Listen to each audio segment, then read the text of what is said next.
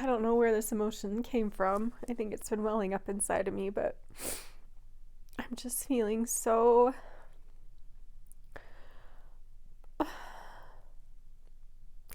very moved for people that are struggling so much this time of year, and also so grateful that even if we've had a lot of hard challenges in our family this year and they feel like they just keep coming, that we have been surviving, and so grateful that my daughter is on the mend, because I honestly think my husband was traumatized yesterday seeing her fall and skiing up to her and seeing her completely blacked out with blood all over her face.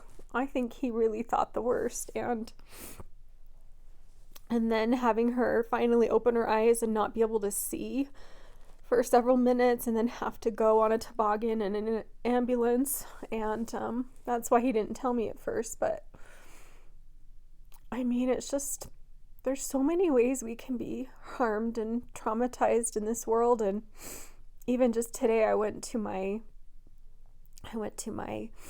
chiropractor and had a myofascial massage and stretching session to help deal with all of the tightness in my chest and my arms, and possibly prevent some of the lymphedema that can come from having lymph nodes removed. And as I was just telling them what had happened with her and setting up an appointment for her and trying to do my appointment, it just all hit me so hard.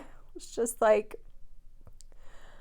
I mean, she can joke about it, and she was last night, but today she woke up and her eyes swollen shut, and her tongue is purple because she bit her tongue and hit her jaw, and she's just bruised and beaten everywhere, and it's hard. And she said, you know what?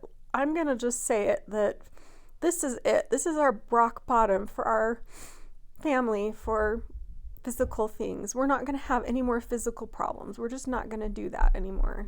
There's not going to be any more.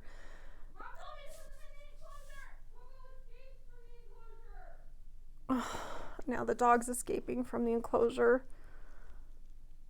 Oh, jeez, I'm telling you. I'm so worn out. But I'm just so grateful that she's right, that we can still have hope.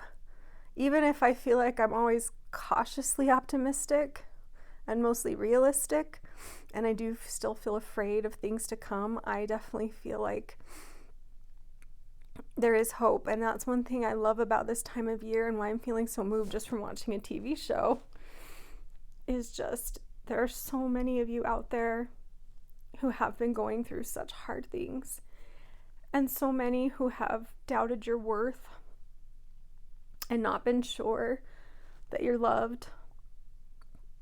And I feel so moved by that. And so, what? So the dog did get out, and she has already been in jail before and to court before. And we were told that if she had any more problems, like getting out and getting, like attacking a dog or biting someone, a dog, which she's done once, that she would be put down. And so, man, it's like now been 4 hours. And we went and caught her in time because, of course, Kennedy was freaking out about, even though she had just said to me, like, this has got to be it for us, right? No more bad things can happen. But then this happened, and she's thinking the worst. And she's like, I was just thinking, oh my gosh, what if Coco has to get put down too, and it's her dog? And I was like, I know, believe me, I get it. I am like always thinking worst case scenario now too, because we are living in a worst case scenario world in our family. And thank goodness it wasn't. And then I was able to take her to the chiropractor, which I spent my morning there trying to get all my kinks worked out. And it helped her a lot, even though her face is so messed up and so sore that she couldn't, be face down. But oh my gosh, I'm so exhausted, and we're home.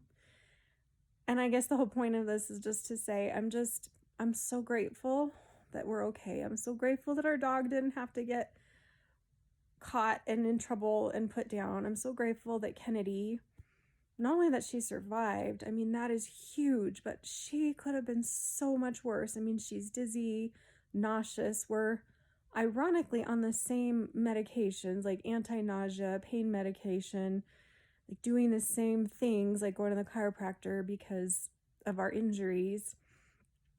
And she is very embarrassed by how her face looks because her eyes and everything are just so bad. But also she's home and she's healing, and even if she's dizzy and can't think and has memory problems, I mean, I'm just hopeful that her young brain will heal and not have the post-concussive syndrome like I had 3 years ago for so long. Oh, I can't even believe tomorrow's Christmas Eve. My house is trashed. I mean, trashed. And my husband's at the store right now trying to just get some food so that when my family comes up, they can make food. And I've got to wrap presents. But you know what? We are just going for good enough Christmas this year. And it's good enough to just have things so-so, to have half our lights burned out, to have half the tree cut out. Just like my chest. The tree and my chest are the same. Even my daughter said so when they bought the tree. But my husband got a good deal. And he's been running the show. And as he says, he's like the governor of a small city in Mexico. He's not like the governor of a fancy town in America. There's dogs running around and the power doesn't work half the time and it's messy. But you know what? The basics are there. And that's all I'm going for. So maybe I'll get to post my optimistic, happy, positive video soon. But man, it's been such a whirlwind. And for now, I'm just honoring where I am. And I hope you can do the same. And I hope that whatever you're going through, that you can let go of all the unnecessary stuff. And remember, the whole point of Christmas is love. It really is. It's just love. And that's what the whole meaning of Christmas and Christ's birth and life and ministry and death and atonement are all about. It's about love and grace. And boy, don't we need grace more than ever at this time of year when we think we have to do everything and do it all well. Trust me, our house is a mess. Nothing is done well. Nothing is, I won't even say perfect because I'm not even trying for perfect. Nothing is even like halfway done.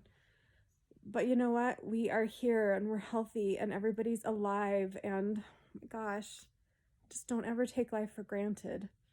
And don't ever take love for granted, and express yourselves and just be with those that you love, like I've been able to do with my daughter today, even though I'm still reptile mouth from chemo and feeling really yucky and running to the bathroom all the time and have no energy and not sleeping well. You know what? At least I was able to be there for her today, and we're able to get her into the doctor and get her into the psychiatrist soon to help to make sure that the concussion hasn't messed with her mental health. And you know what? Even if I thought we were on this high and we had to crash again, it's got to get better soon, right? So here's to a good enough Christmas and a hopeful new year, right? It doesn't have to be merry and it doesn't have to be happy. But if it's got some love and it's got some people that you care about and you can focus on that and see the good and let the rest go, then it's good enough. And that's what we're going for around here. So good luck to all of you, and we'll see you Christmas Eve, I'm sure, tomorrow.